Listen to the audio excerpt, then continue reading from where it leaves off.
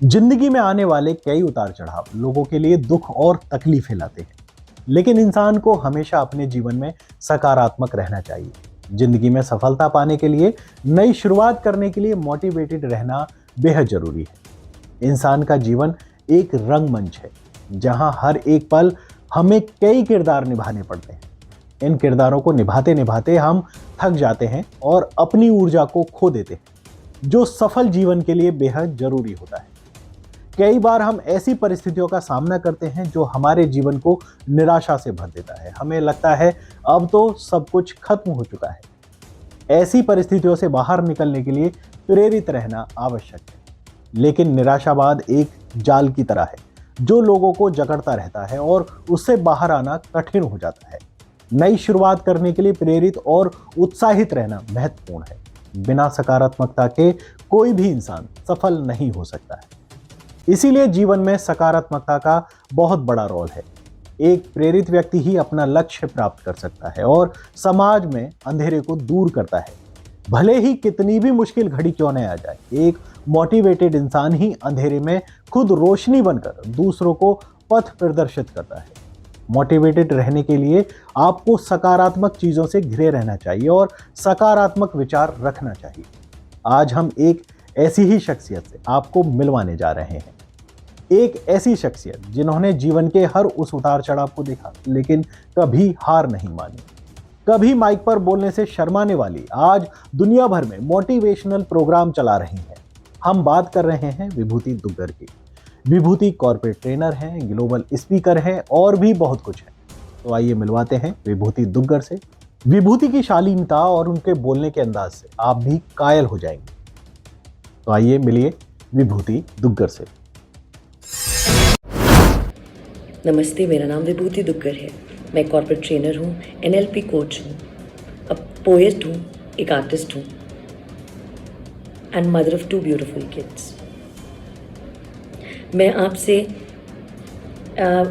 Work और घर के कामों के बीच में जब हम भागते दौड़ते हैं, उसके कारण जो हमारे अंदर एक प्रेशर क्रिएट होता है, उसके बारे में बात करने। हमें मल्टीटास्क करना बहुत अच्छा लगता है और बहुत अच्छी बात है कि हम घर भी संभाल लेते हैं, चाहे वो मेल मेंबर हो या फीमेल मेंबर हो, और काम भी संभाल लेते हैं और बच्चों को भी संभालते हैं और रोज़ की ज़िंदगी में भाग दौड़ करते हुए अपने अचीवमेंट्स की तरफ, अपने ग्रोथ की तरफ, अपने गोल्स की तरफ भी आगे बढ़ते हैं। पर इस जद्दोजहद में कहीं ना कहीं हम इतना प्रेशर क्रिएट कर लेते हैं और वो प्रेशर एक तनाव का रूप ले लेता है। इस तनाव को मैनेज करना बहुत ज़रूरी है, नहीं तो ये तनाव एक बीमारी का रूप ले सकता है। हमारा माइंड और बॉडी बिल्कुल कनेक्टेड हैं। अगर हम अपने मेंटल पैटर्न्स, अपने स्ट्रेस, हमारे अंदर जो मानसिक तनाव होता है, उसको अगर हम बैलेंस से मैनेज ना करें तो वो कोई ना कोई बीमारी क्रिएट करता है आपकी बॉडी में। और फिर हम कहते हैं ये मुझे कैसे हो गया, क्योंकि स्ट्रेस, तनाव एक स्लो पॉइजन है जो धीरे धीरे किसी बॉडी पार्ट में एक बीमारी पैदा कर रहा है और अचानक से हमें एक दिन पता चलता है कि हमें इस बीमारी या इस इलनेस से गुजरना पड़ रहा है। तो क्यों ना हम उसको पहले ही रोक दें, एक बर्नआउट स्टेज पे ना पहुंचे। और उसके पहले अगर स्ट्रेस ख़त्म नहीं हो सकता तो कम ज़रूर हो सकता है। तनाव ज़िंदगी का एक हिस्सा है।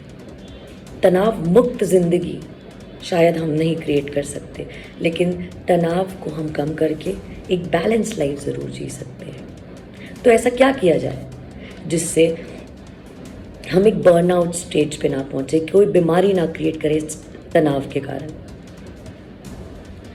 बहुत छोटी छोटी चीज़ें हैं। पहली बात तो अपने काम को जितने अच्छे से स्केड्यूल और प्रायोरिटाइज कर सके। जो इम्पॉर्टेंट और अर्जेंट और इम्पॉर्टेंट टास्क की लिस्ट बनानी होती है, अगर हम वो कर सके तो हम बीच में कहीं टाइम क्रिएट कर सकते हैं उन एक्टिविटीज़ के लिए जिनसे हमें सुकून महसूस होता है, जिनसे हमारा मानसिक तनाव कम होता है। जैसे कि मैं वॉल पेंटिंग करती हूँ, और जब मैं वॉल पेंटिंग करती हूँ तो उन कलर्स और जो मैं बना रही होती हूँ, मैं उनमें इतनी मंत्र मुग्ध हो जाती हूँ कि मुझे भूख प्यास नहीं लगती। घंटों तक मैं उस दीवार और उन पेंट में खो जाती हूँ। और जब मैं वो करके अगले दिन की भाग दौड़ में वापस जाती हूँ, तो मुझे शायद एक अंदर से एनर्जी, हिम्मत मिलती है उस प्रेशर वाले दिन को आसानी से मैनेज करने के लिए। जब मैं लिखती हूँ, पोइट्री करती हूँ, अपनी क्रिएटिव एनर्जी को चैनलाइज करती हूँ। कई लोगों को किताबें पढ़ने से वो सुकून मिलता है, कई लोगों को वॉक करने से सुकून मिलता है, कई लोगों को कुछ देर बस अकेले बैठने से वो सुकून मिलता है। बट ये सारी एक्टिविटीज़ भले जितनी छोटी साउंड कर रही हैं उतनी इम्पॉर्टेंट है। जर्नलिंग, हफ्ते में कम से कम एक दिन अकेले बैठकर अपनी थॉट्स को लिखें एक डायरी में कि मेरा हफ्ता कैसा गया, मेरा हफ्ता कैसा जाना चाहिए, इसमें क्या अच्छी चीज़ें हुई, क्या बुरी चीज़ें हुई, क्या मुझे बेहतर करना है, क्या मेरे इमोशंस हैं इस टाइम पे। इसको जब आप कागज़ पे उतारेंगे, उसको हम एक इमोशनल रिलीज़ कहते हैं, जो बहुत ज़रूरी है। रिफ्लेक्शन कहते हैं। ये रिफ्लेक्शन उतना ही ज़रूरी है जितना कि आपकी बॉडी की एक्सरसाइज ज़रूरी है। नहीं तो ज़िंदगी ऐसे ही चलती जाएगी और बैकग्राउंड में बहुत सारा इमोशनल पेन ऐसे ढेर की तरह बढ़ते जाएगा और एक दिन ऐसे बर्स्ट हो जाएगा। सो स्ट्रेस, तनाव के कारण अपनी बॉडी में कोई बीमारी ना क्रिएट हो। मल्टीटास्क करें, भाग दौड़ करें, सब करें, लेकिन अपने रूटीन में हफ्ते में एक दिन अपने लिए निकालें।